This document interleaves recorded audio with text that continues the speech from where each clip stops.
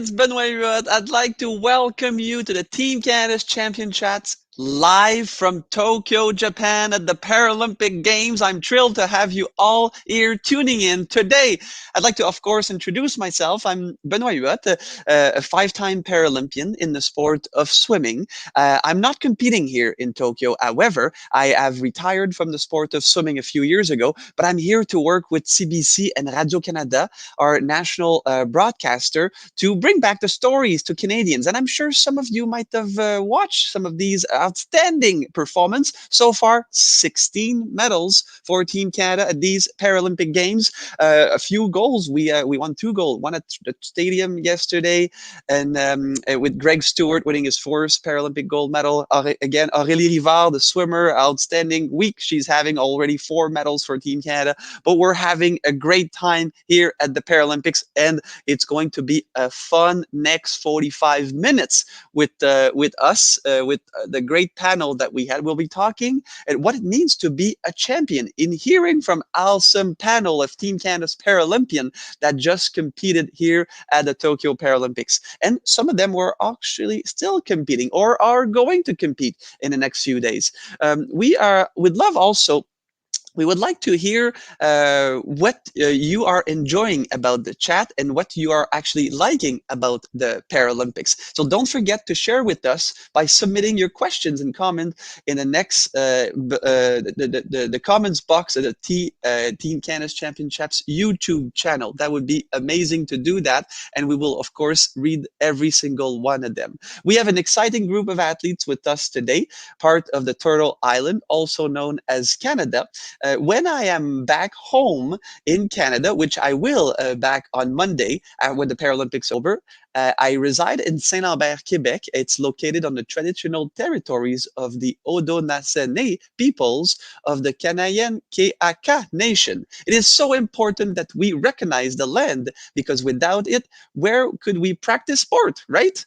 Without the water, we can swim or paddle or dive, and without ground, where do we run, bike, or roll? Or what about our athletes? Where do we throw the disc, or where do we do cycling, or where do we play sitting volleyball? That would be very difficult without our outstanding land.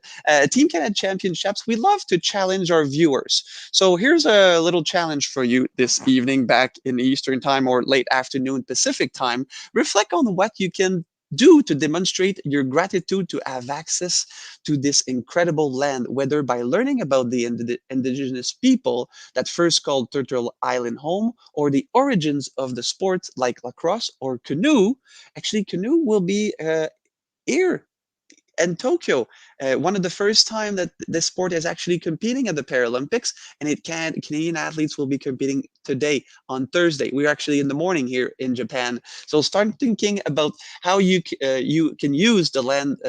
Actually, how you have been using the land this summer, or how you can use it to be a champion also. So now it's the fun time. I would love to introduce our incredible panel of athletes that we have with us for this champion chat happening this evening. I know some of those some of them will be familiar faces to many that have been tuning in for the Paralympic Games. So let's start off with our athlete from Paracycling, Joelle Desjardins. You competed yesterday in Paracycling here at the Paralympics. Hello, Joey. How are you?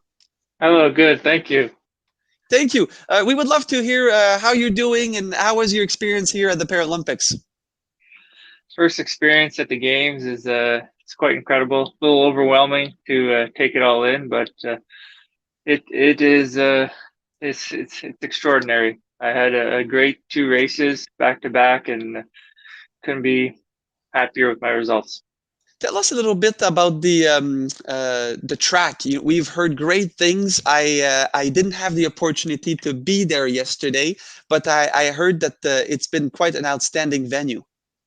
It's beautiful. The speedway, I've been eyeing it out for the past year and a half, just checking out the circuit virtually, and building up this week was quite warm, so I was a little bit worried about that, but it cooled down, and the pavement's so smooth and so perfect to ride on.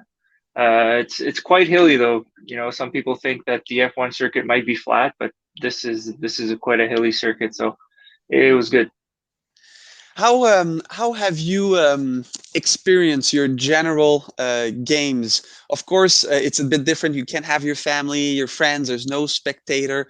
But are you taking in great experience? And are we going to see Joey potentially in Paris in 2024 for another game? Oh, I'm crossing my fingers. This was unexpected games for me. I was always aiming for Paris as my first games, but I got the opportunity a month and a half ago to come to these ones, and I'm just, gratitude and taking it all in, and the support I have back home, and just calling them daily, and just being thankful that I'm here. Well, thank you again, Joey, for participating in this fun championship back to Canada. Of course, Wednesday evening and here in the morning being so early. It's just a couple minutes after 8 in the morning here in Japan time. And we will get back to you in just a few minutes, Joey, for more questions. But thank you for attending the chat with us today. Let's go on with Renee Fossel from Para Athletics. Hello, Renee. How are you? Oh, you're on mute. One sec. We'll do that again. There you go. You're back. Hello. Hello, Good Renee. Good to see you. morning. Thank you. Thank you for Renee, having me. yeah. So we're so happy. I saw you compete at the World Championships in 2019 in Dubai. You did incredible. You are here in Tokyo for your Paralympics. You haven't competed yet. Tell us, it's going on Saturday, September 4th. You throw the discus. That's crazy. I don't know how you do that, but it's quite an impressive sport. But tell us how you're feeling right now. How long have you been in Japan so far, and what are you looking up to compete again for Canada? I was able to join the community in the village just on August 28th. I was in Japan on August 20th. So this whole experience has been incredible. It's been a lot of anticipation leading up to September 4th. I still can't believe I have 2 more days to go until I compete, but I'm very excited and I feel very lucky to be here at this games and thankful to join everybody and really the excitement in every sport. I've enjoyed watching how the Canadians and other countries are doing in this experience. Have you been able to be at the stadium to cheer on your teammates? We saw veteran Brent Lakatos winning 3 medals so far, 3 silver medals, and of course Greg Stewart winning a gold medal yesterday at his first Paralympics at 35. Were you there when that happened? I was actually able to join the stadium for the first time yesterday morning. So I watched Charlotte Bolton and Greg Stewart throw, and what a experience that was to be in the stadium there and to see Greg uh, throw his best throw and just the passion that each and every athlete has. And I probably won't be in the stadium till it's game day for me again. But it's been lovely to watch everybody compete, and Brent has had some amazing performances.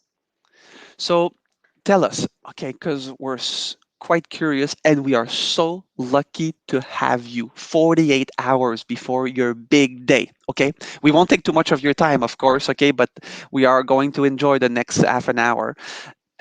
How do you feel? How do you like what's going through your mind? Like being in that moment where you've worked so hard, you've invested so much of time, and you're going to do an incredible performance coming up in 2 days. So how are you right now? What are you going to do today? What are you going to eat? How are you going to rest? All that stuff. Um, I'm just feeling very thankful, and I've been embracing this entire experience. It's been a long journey for everybody to get here. These next 2 days, I'm just going to uh, again embrace this experience and take every step and get myself ready for September 4th. I throw in the evening, so that morning I'm going to get up and just really uh, bring the excitement and drive towards a good performance. Well, thank you again for being here today with us, Renee, and sharing those great words with our friends back home. We will get back to you in just a few minutes to answer some of the questions that we have. Well, thanks again, Renee. Our third athlete, She's competing in sitting volleyball, and we would love to do a shout out to our kids back home, Kyria and Reese. I believe you are watching from Alberta at Grandma and Grandpa or some family members. Hello, Joanne. How are you? Hi, I'm doing great. Thanks for having me this morning. Thank you, Joanne. You're competing in seating volleyball. You are doing quite well so far. It's a great tournament. Tell us how things have been going. Yeah, really good for us.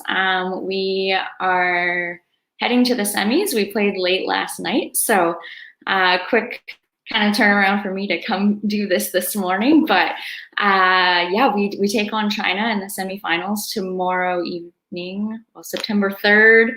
I'm not so great with time changes, but very excited to be competing against the top teams in the world.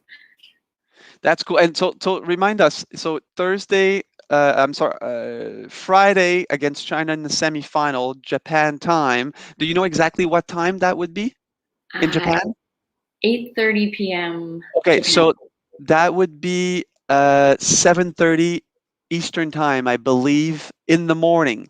Yes. So when you wake up Friday morning, friends back home, you will be able to watch Joanne compete in our semifinal against China. That's amazing. And go through the tournament. You've played how many games so far? 3 games, is that right? Yep, 3 games. And you undefeated. You've won everything. No, we unfortunately we lost our first match against Brazil. It was such a tight match. We went to 5 sets and we lost by 2 points. It was so close. That's incredible. Well, we wish you all the best. We will be cheering, and I hope I can stop by and cheer for your team and your teammates. And we of course going to have the flag raising, and wish you all the best. And you want to say hi to your kids before we move on to the next ones? I would love to. Hi, Reese. Hi, Kira. Amazing. Thank you, Joanne, for joining. We'll be back with you in just a few seconds. Okay, so thanks again to our amazing athletes joining us live from Tokyo in this Team Canada's Championships. So the topic for today's live is be a champion. What does being a champion mean? Well, for me, being a champion means many things. Of course, we love to be on the podium. That's one of the goal and objectives that we have as high performance athlete. But there's so many different ways to be a champion. You can be a leader in your community. You could be a great influence for your teammates. You can be proactive to simply help others. There's different opportunities in life, not only in sport, but in general life. Whether you're at school, we're actually starting school back home at this time, and it's a good opportunity to remind ourselves that there are many opportunities and ways to be that champion. And of course, during the Paralympics, we love to see those big medal moments from our Canadian athletes, but we're also witness some amazing moments of teamwork, friendships, and respect and display of true Paralympic spirit. And I'd like to take a moment for each of our athletes today to share with us what is a champion moment for them from the Tokyo Paralympic Games. We will go back right away to Joanne and see what about you, Joanne. What was your champion moment or of these games, and how can your friends back home can learn from that experience to be a champion as well? Right. So I think my champion moment of the games so far, I feel like there are going to be many more, was when we played Brazil and we took them to the 5th set, and kind of realizing that we had really earned our berth at this Paralympics and that we can contend with the top teams here. Like knowing that at home, we put in those late night training sessions, those early morning training sessions. We sacrificed lots of time that we could have been spending with our family to go train with our team. We missed lots of events, but knowing that it was all for my team and for Canada, and to be able to represent at the highest level. That's a great moment, Joanne, and I'm sure Uh, you have a few more coming up, especially the one against China in that semifinal. There are so many moments of being a champion, and this is a great example that you just shared. Thank you, Joanne. So let's go to Joey. Joey, our paracyclist. What was your favorite champion moment at these games? My champion moment would have to be yesterday's road race. Uh, the conditions were tough. Just having perseverance and grit to complete the race and to get through every lap. Like I said, it started raining hard yesterday. The fog was thick. We're going speeds of 80K an hour downhill, so a lot of squinting. Can't see much, but just digging deep and going through and coming up at the finish line was definitely my moment. Wow. Yeah. Yeah. Ho- I'm curious. How fast do you? How many? What's the speed that you sometimes get to? Oh, we can hit 80 kilometers pretty easily on a Holy, good downhill stretch. So it's you just need to pick your line, hold on, and commit. that's crazy. Yeah, That's fast. Well, good for it's you. fun. And be safe out there. Not only a champion, be safe. Yeah. And Yeah. we need you for Paris. Thank you, my friend Joey. Let's go to Renee. How about you, Renee? Of course, I know that you haven't compete yet, but I'm sure you were there yesterday for Charlotte and Greg and all that. What is your favorite champion moment at these games? I think this games has been very powerful for everybody to enjoy the entirety of the experience. And there's a lot of power in the social media too, because it allows for other people to experience what we're seeing. So for me, my champion moments have been moments where I get to see athletes come together to cheer each other on and just bring that drive and excitement all together so that Canada can share that experience with us. So I've really enjoyed this. Well said. Thanks. That's a great one. Yeah, thank you. It's a good way to reflect, that's for sure. And just when you think about it, just being here, like being able for you athletes to realize that dream of competing at the Paralympics a few months ago, we didn't know if it was going to be happening. So yeah, good on you, and thank you for sharing. So before we move on, of course, we love hearing all these champion moments that happen during the Paralympics, and we definitely be experiencing more of them. There's Thursday, Friday, Saturday, Sunday, 4 more days of Paralympic Games in action here in Japan. But before answering some of the questions that was sent from our audience, I want to talk about the Paralympic movement in Canada and specifically how Canadians support the growth of the Paralympic movement in Canada, and where can kids learn more about Parasport? What would you like kids to know about Parasport? Let's start about with you again, Joanne. Tell us a little bit how you got involved and for example with your NSO, with your national sport organization at Sitting Volleyball. How can we get more info and get kids engaged with Parasport? Yeah, so I'll give you a tiny bit of my background. So I had cancer when I was 12, which resulted in the amputation of my right leg. And at the time, I had zero resources, nothing from the hospital, nothing from physio. I didn't know what the Paralympics were. I didn't know there were any versions of adaptive sports. So I just joined right in with my able-bodied friends and played sport that way. And I was playing volleyball on my high school team, and there were actually 2 amputees on our team. And our coach contacted Volleyball Canada to see if there was a different version of the sport for someone with a physical impairment. And sitting volleyball was just beginning. So that was 13 years ago. And I guess my recommendation would be to just keep looking for resources. They're not always readily available, especially if you're from a small community where there aren't a lot of programs. There's more stuff in bigger cities and such, but yeah, that was my kind of pathway. Well, thank you, Joanne, for sharing and you said it right. I think it's ask questions. Don't be afraid. Like Mhm. go get that resource. Like don't think, oh, no, that's not possible. No, no, everything is possible, and you don't be afraid to ask those questions, and Yeah. we'll be able to help you. Well, thanks again, Joanne, and we'll get back to you in a few minutes. Let's go to Joey now. Joey, how did you find out about paracycling and how you got involved, and what comes to your mind about what we can share to our friends back home? Sure. Spinal cord injury for myself in 2009, and it took me, I got on the bike right away, but it took me a good 4 or 5 years to figure out that paracycling was a Paralympic event. And I just started reaching out to cold calling coaches on the national team from Cycling Canada, and they just told me, go find some local races and just go have fun with your bike.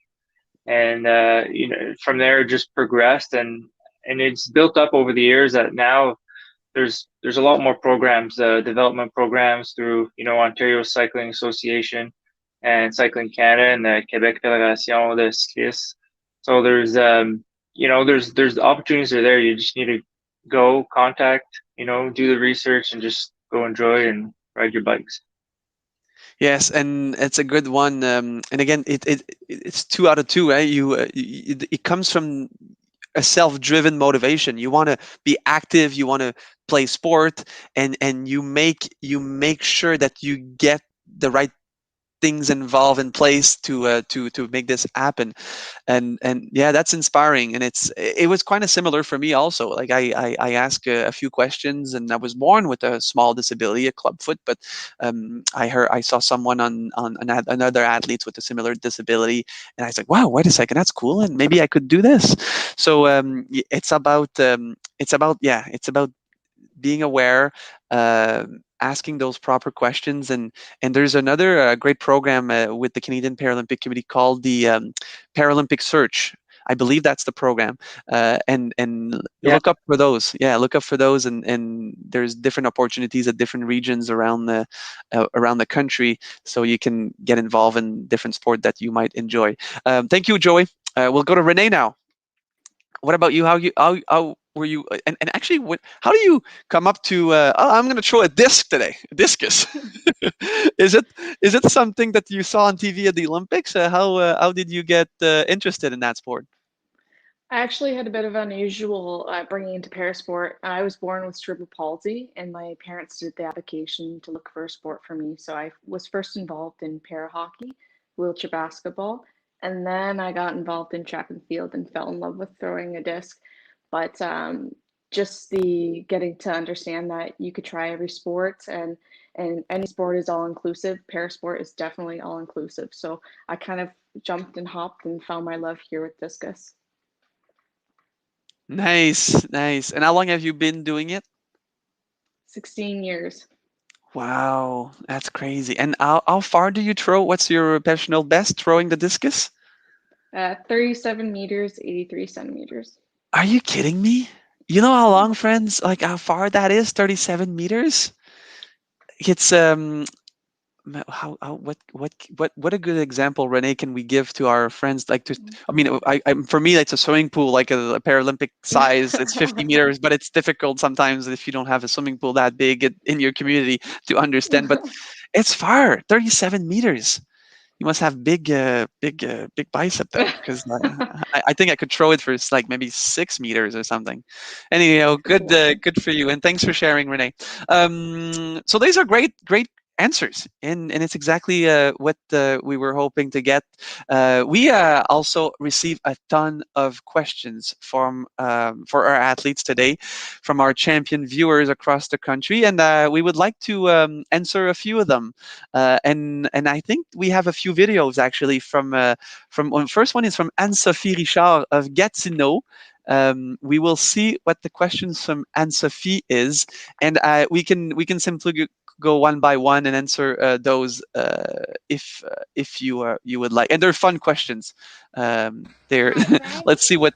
I'm There you go. Sophia Richard, and I live in Gatineau, and I've got some questions for you. Do you like burritos or hamburgers? Whoa, that's a great one. Okay, let's start with Renee. What is your favorite? I would have to say I'm a burrito person. Oh, Mexican, wonderful. Is there a Mexican counter in the village? Can you have a burrito? I'm sure you could find a way to make one, but I don't Yes. think we have a Mexican counter. Oh, okay, good. Great. Well, thank you. What about you, Joey? Definitely a hamburger cooked on the barbecue for me. Oh Yeah, yeah, those are good too, eh? you know. Yeah, it's only 8:30 here in Japan, but I feel like a burrito or a hamburger. I can go for both. What about you, Jolanne? I'd have to go with burrito, although I've only just been introduced to them. Oh, and which one? Well, so if you just been introduced, was it a family member or a friend cooking one for you, or you went to Chipotle or something like that? My husband, he's the chef. Oh, great. Well, and what does he put in the burrito? Chicken, beef? I always go for chicken. Yeah, those are good. Yeah. Well, thanks. Thanks. Okay, I think we have another one. It actually comes from Anne-Sophie again. Let's go and see what Anne-Sophie as for you. When you're not training, what do you enjoy doing? That's a great question, right? You spend most of your time training, getting ready for these Paralympics. What do you like doing? That's a great one, Anne-Sophie. Let's start with Jolanne now. What is what? Yeah, go ahead. Yeah, when I'm not training, I enjoy cross training, doing other sports. It's another training. Right. And I just love spending time with my kids and showing them the world, and I homeschool them. So we're always on adventures, traveling, and such. Amazing that we all yeah, it's fun traveling, and let's hope the pandemic goes behind so we can start traveling a bit more again. What about you, Renee? What do you like to do outside of throwing 37 meters away? Any opportunity that I can see my family, I will go and see them, including my two very adorable dogs that I have at home. So that would be it. And I also enjoy a bit of fishing in my spare time with my partner. Cool. And do you miss those dogs of yours? You've been away for a month almost. I do. I very much do. One of them is getting quite old, so I can't wait to go home and see him. Yeah. Well, watch those photos on Instagram or on your phone, and they're supporting you in the next 2 days. What about you, Joey? What do you do? Oh, yeah, it would have to be. We converted a shuttle bus into an accessible RV, and I have two little girls at home. Taking them camping and road trips is got to be my favorite thing. Very cool. Yeah. Well, those are fun. And for myself, what we have a little one at home. Her name is Mila Grace, and she's going to turn 3 in a few weeks. And I love spending time with her. It was so much fun. The pandemic was tough, right, on many different levels, but spending quality time at home with our family was very positive, and I really enjoyed that. And I look forward to see her again on Monday when we get home. We have a third question. The question comes from Jacob from Allen Bloorview Kids Rehabilitation Hospital in Toronto. Question is, Hi, go ahead. I Joey. think we have you. Congratulations on making it to the Canadian Olympic team. My question to you is, what was your proudest moment throughout your journey of recovery? Yes, that's a great one, Jacob. Let's start with Renee this time. Mhm. I think I've had a lot of proud moments that I've joined within this athletic journey, but I think my proudest and favorite moment was realizing that all of us could be in sport, included in sport, and having that shared experience at the Toronto 2015 Pan Am Games when my family was there. Mm, yeah, that's great. Yeah, those are fun. Yeah, good question, Jacob. What about you, Jolanne? I'd say I have a couple. I think when we qualified for Tokyo was one of my proudest like sport moments. But I think just sharing my journey and advocating for Parasport to children in my community is probably one of my proudest and favorite thing to do. Hmm. Yeah, no, those are, I'm sure they were very special ones. Yeah. Getting that call too, eh? Yeah, you're on the team, you're going to Japan. That's cool. Yeah, remember those. Joey, what about you? I'll touch on two of them. After for my recovery is finding the independence I got getting on that hand cycle. That was a big one for me. Leaving my wheelchair behind and just kind of going on the bike and doing what I wanted. And the second one would be just becoming a dad to two beautiful girls back home, and that was definitely a highlight in my life. Yes, yeah, being feeling free on that yeah, on that bike, and of course those beautiful daughter of yours. I'm sure they are very proud of their father also. Oh, we have four questions just before we move on. It comes from Gavi from again All in Bloor View Kids Rehabilitation Hospital in Toronto. Gavi, we're ready for your question. Hi, I'm Nani. I'm 10 years old and I'm 10 years old. My question is, what made me realize that you wanted to be in the Paralympics? So, what made you realize that you wanted to be at the Paralympics, become a Paralympian? Thank you, Gavi. Let's go with Joey. Go ahead. For me, I did the Rick Hansen Relay 25th anniversary in 2012. Meeting Rick Hansen and seeing what he did, that's what inspired me to want to push my physical limits and qualify for the Paralympics. Yeah, great one. Yeah, Rick Hansen is what an incredible Canadian. Renee, go ahead.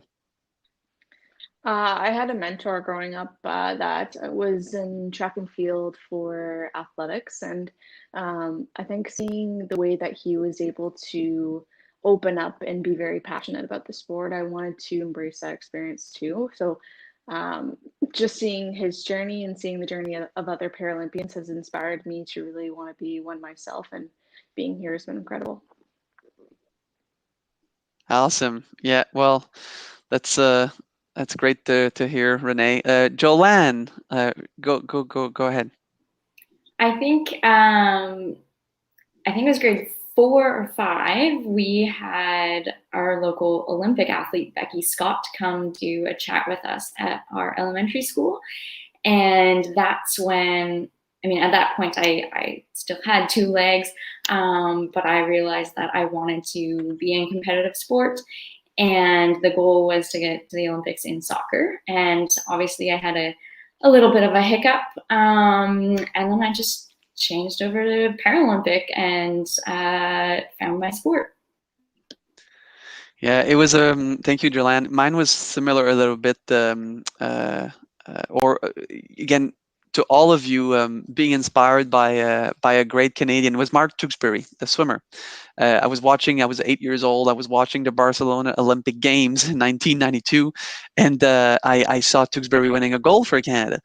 And I didn't know anything about swimming, but I got inspired, and I said, well, that's cool. I'd like to do it. And I tried different sport growing up, and they were kind of challenging. Skating for with my club foot and so on, and running also. So being in the water or floating, I felt like my foot didn't have as much of an impact in the water than on land. And I started to swim, and again, I didn't know anything about Paralympic sports. I never thought either that a club foot could potentially bring me to the Paralympics. And it's only in 1997 I was watching again television.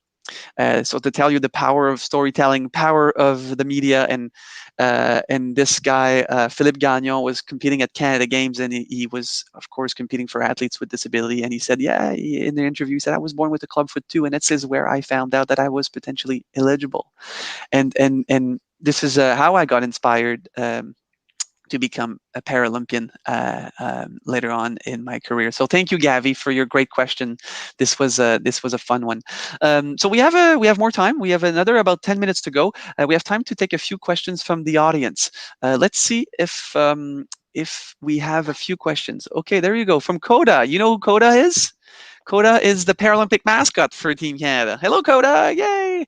I'm sure Coda is cheering for all of you back home. Unfortunately, I'm not sure. Maybe Coda is on the Village. Have you seen Coda on the Village? Any one of you have seen? No. Okay, so he's probably in Toronto, Vancouver, Calgary, Ottawa, Montreal, just cheering. Go Canada! So, what is it like to represent Canada? Let's go, Joanne. How do you feel to answer Coda's question? I don't really know how to put it into words, but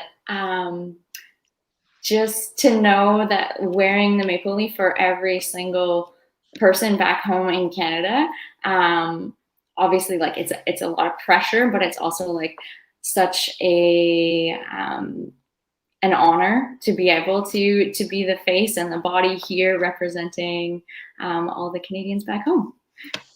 Yeah, I'm sure Coda is happy with that. Jolene, Renee, how does it feel to represent Canada again? I'm a very incredibly proud Canadian. So for me, every time that I have the chance to rep this beautiful leaf, I'm just so thankful to come from a country that is so supportive of their athletes and civilians. And I'm very honored to be here and to wear the leaf. Well, thank you, Renee. Joy, how does it Um, feel? it feels good. Gives me great pride, coming from the community that come in and seeing everyone just step up and show their support, and everyone that I know across Canada just stepping up, and just their excitement feeds me and just makes me happy to be here. Cool. Okay, good. Well, maybe we have another one. Let's see. Coda's best friend, Comac. Who you know who Comac is? Comac is the equivalent of Coda, mascot of the Canadian Olympic Committee. So, of course, Comac was cheering a few weeks ago for our Olympic friends. What was your favorite part of being in the Paralympic Village? That's a great question, Comac. So that's, tell us a little bit. I'm curious because I'm here in my hotel in Tokyo. I don't have access. Really, it's for our friends back home. The Paralympic Village is very unique. Not many people have access to that. But I'm hearing the food is outstanding. I want to hear a little bit how comfy your beds are, and what is your favorite meal, Renee? Go ahead. The Paralympic Village is set up with the different buildings, for those that might not know, and each country has their flags up and has a different residence available. So when you're walking through the village, it's very busy, leading forward into the dining hall where you have different stands, world, Asia, just different foods available. So my favorite part, I would have to say, is we have a Team Canada patio available where we have screens set up that we can watch the live feed for every single athlete. That's my favorite spot to be. But the village is huge, and it's been interesting being here and sleeping on those cardboard beds too. Yeah, talk about it. Yeah, that's great. What about you, Joey? So I'm in a satellite village about 3 hours away from the Olympic Village, but our satellite village is unique in a way that we're sharing the hotel with every other country and nation. So we get to see everyone else kind of do their thing and prepare and get ready, train. So that's unique in its way. Yeah, because it's quite far, eh? You are what, about 100 kilometers south of Tokyo? Is that Yeah, about? Yeah, there's about 3 hour drive. Right. correct. So it would be difficult to be within the same environment, yeah, to optimize your performances. So that's why you have a satellite village. Well, God, well, thank you for sharing. I think it's interesting, and we're curious. It looks great. Like we see in the back in the window, there's water in front. Is that right? Is that water? Oh yeah, yes. There's a beautiful view here Yeah, it outside. looks amazing. Great. And I think Jolanne, you do have also a nice water view at the village, correct? Yes, we have a gorgeous view from our patio.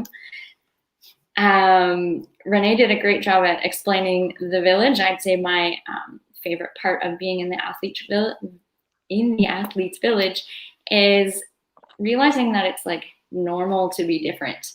Everybody has a different body in the village, and it's just so cool seeing it all. And I really enjoy checking out all the different prosthetic legs. And as far as the dining hall goes, I'd say my favorite thing is creating different rice bowls by going to all the different stations and adding something different from each one. Wow, I'm like Anne-Sophie Richard talking about burritos and burgers.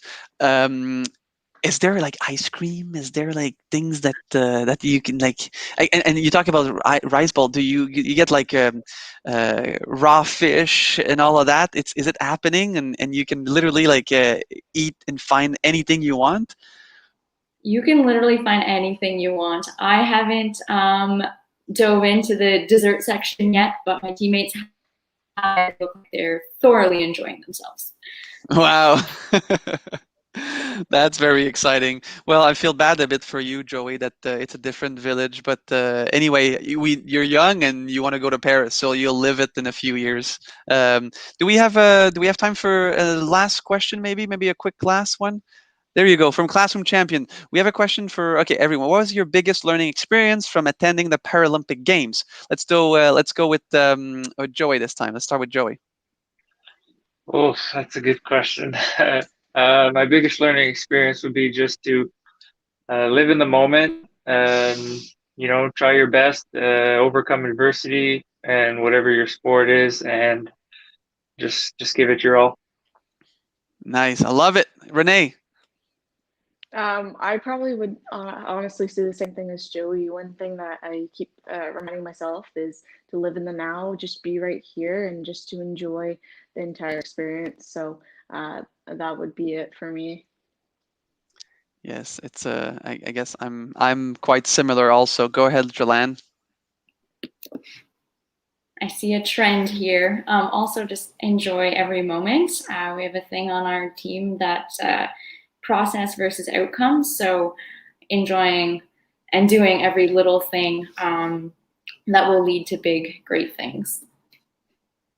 That's well said. And keep that mindset for tomorrow's semifinal against China. And we feel it's going to work out well. Oh, we have one more questions to complete our Team Canada's champion chaps. It comes from Carson. What is your favorite part of the Paralympics? Oh, wow. Other than your sport, of course, and enjoying your being with your teammates. Renee, what about you?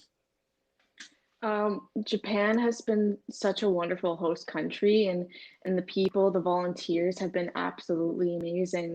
They're so friendly. Every time you walk by, you get a wave and a hello, and that would be it for me as well. Is just that whole entire experience and feeling so welcome by Japan and in the midst of what we have been going through. Oh, amazing. Joelle? That's a great point. The volunteers are incredible here. They're cheering for us every time we get on the bus, every time we arrive anywhere. But I think for the Paralympics as a whole, aside from the amazing host country, is just seeing everyone's adaptations that they do to be able to compete in their sport. Yeah, those volunteers, yeah, you're right. It's and they wave at you, they go, hey, they're so happy. And I feel bad for the Japanese people not being able to just go in the venue and cheer on the athletes. What about you, Joey? Yes, well said, guys. For me, watching other sports live, cheering from our room, just getting excited and into their sport is just the momentum behind it. That's what I like the most. Cool. Well, thanks, and thank you to the three of you for this amazing discussion this morning here in Japan, and of course this evening back Eastern time in Canada and late afternoon Pacific time. Thank you so much to you, Joelle. We wish you all the best for tomorrow's semi-final against China. So again, hi to Kyria and Reese, and of course same to you, Renee. On Saturday we will be cheering and be at the stadium with you, and Canada's behind, of course. And Joey, well, safe. Congratulations and an outstanding Paralympics, and we wish you all the best for the years to come. Safe travel home, and we'll see you again in Canada. A big thanks also to all of you champions who tuned in to watch it today. We hope everyone who joined enjoyed this experience and learned some valued lesson on how to be a champion. Stay tuned for more Team Canada's champion chats during the Beijing Olympic and Paralympic Games next February and March. And don't forget, it's very simple. Please register to championchats.olympic.ca. Stay tuned to date. Bye for now. We enjoy the rest of the summer and enjoy the long weekend, Canada. Go Canada. Enjoy the Paralympics also. Bye-bye for now.